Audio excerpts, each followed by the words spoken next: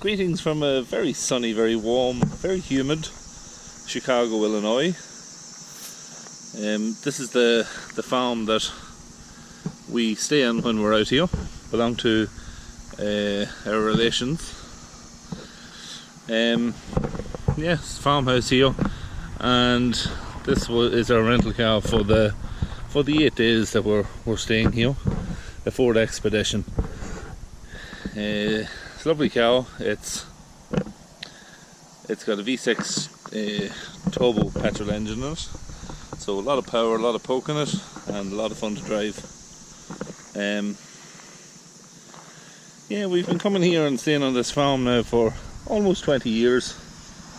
The first times we came out here, this was a fully functioning farming operation run by Felix, our cousin.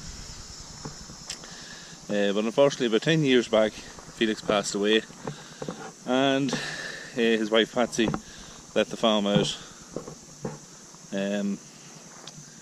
We've still been coming out ever since, and have been lucky enough to be able to stay here and get to know some of the people in the area, and have had a lot of good times and good fun out here, driving tractors. And the guy who actually has this farm rented now, we're friendly with him as well, and when he sees us coming, he usually drops a tractor down. If we give him a call to let him know we're coming, he'll drop a tractor down and get us doing something. But we're a little bit earlier than usual, so the corn here, as you can see, is still standing.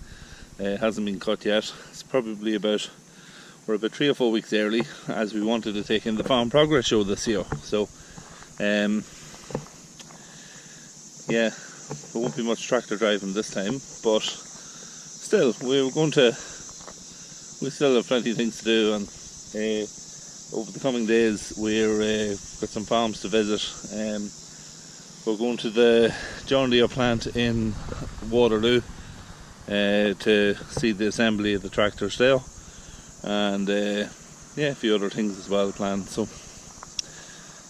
looking forward to all that.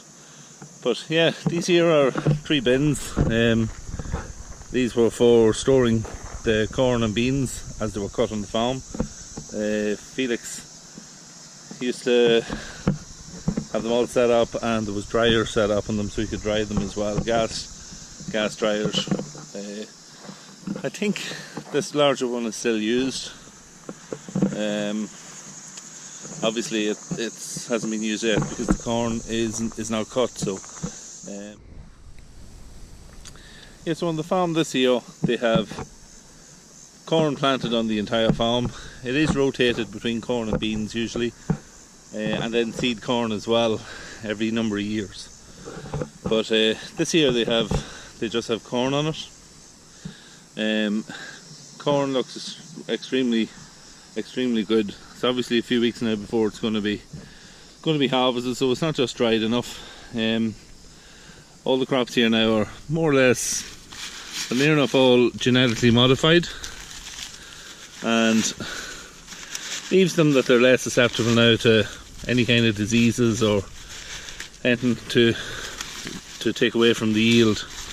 They're also modified now to be bigger than they used to be, and have more of these seeds on the cob, if you like, than what used to be the case. But yeah, it looks like it's doing extremely well. It's very tall. I'd say this is at least 12 foot tall. So they are expecting bumper yields this year.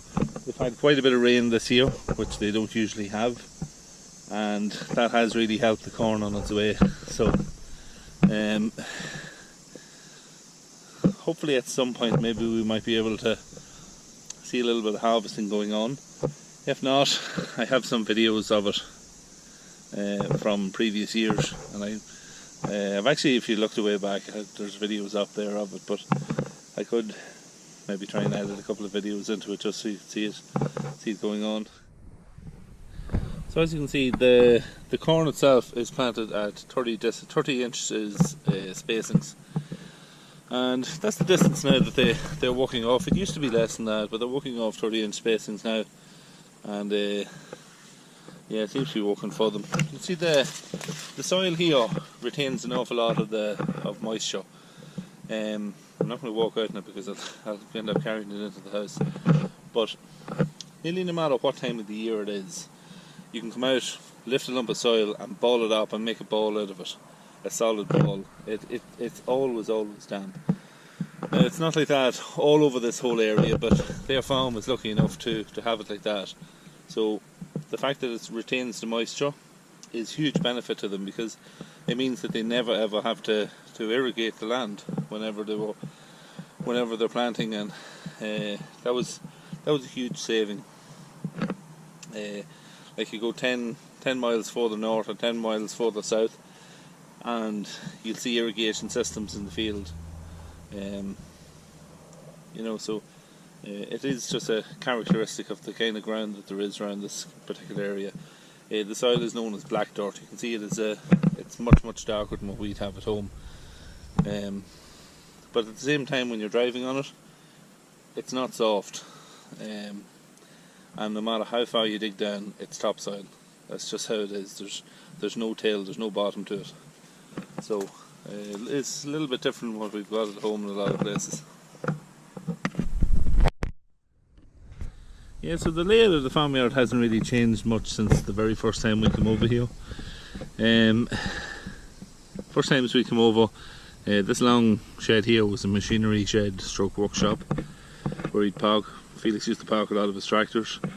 The corral here that you kind of see on the inside of this white fence, Felix used to feed quite a few cattle here. He'd beef a number of cattle in it for a period of time and slaughter them, and then buy in again and feed again. So he'd finish quite a few cattle in the year. I think he'd feed maybe something around 40 head of cattle in this. It was a fairly simple system. Even in the winter time, they'd be outside here. The feeders were all here in the centre, and they could then go over and see the way there's a place in under the barn for cattle can go in and lie down. They could go in and lie down there if it was cold or they wanted to rest, and then come back out to feed. So I have footage of that actually on an old videotape, and I might try and resurrect that and maybe put it up and kind of do a little side by side of the two, of the way it is now and the way it used to be. But yeah, very simple setup and worked very effectively. Up the back then, I'll just head up there. There was also it was a newer kind of a machinery shed where you keep the feed. So we'll go off and have a wee look at that. Up the top side of the corral. This here was also part of it as well. There was a fence came across and round here where there was a gate. So the cattle could get up this side, and from memory I think the cattle could get in here too at certain times of the year, but I remember being here at one stage and it was mostly hay that was in this part of the shed. It would have been early enough in